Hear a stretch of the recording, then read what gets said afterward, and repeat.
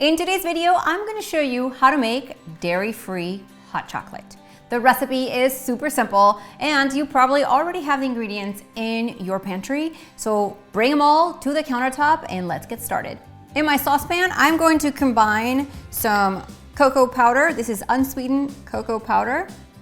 I also have granulated sugar, but you can use honey. You can also have the sugar that's written in the recipe, but I'm just gonna show you the traditional straight out version out of my cookbooks, and some warm water or hot water to help this dissolve.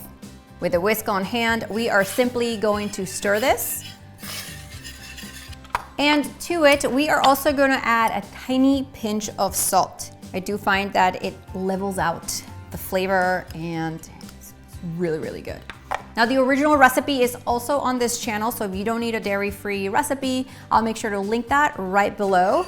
But a lot of people ask me, will that awesome recipe turn out with a dairy-free milk alternative? So today I'm going to show you how I do this. We just want to bring these ingredients to a really low simmer before we add in our milk. You want to check the bottom of your pot to make sure that you're not burning in the ingredients. And my heat is on medium-low. The next thing is add my dairy-free milk. Since the recipe has sugar in it, I use an unsweetened dairy-free milk alternative. You're going to want to whisk this a little bit and then keep heating up your milk on low heat to make sure that it doesn't burn.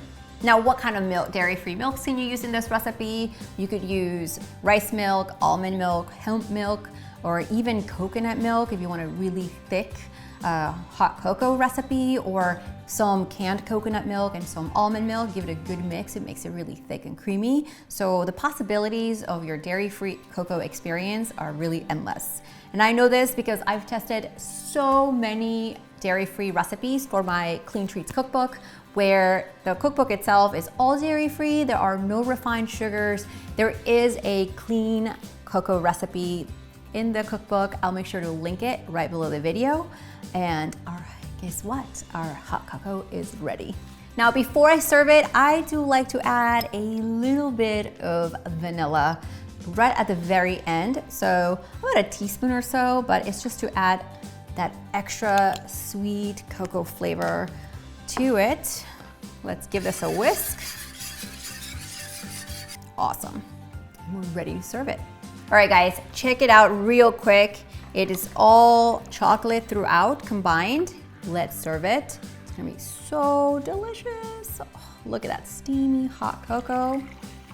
Now, I often like to top this hot cocoa with dairy-free whipped topping, maybe some marshmallows, whatever you can tolerate. Oh, so good. Perfect for a cold day. One big mug. We're good to go. Let's try it. Chocolatey, just enough sweet, delicious. The link to the recipe right below this video. And for more delicious treat recipes, make sure to subscribe to the channel. You and I get to hang out every single week. See you next time.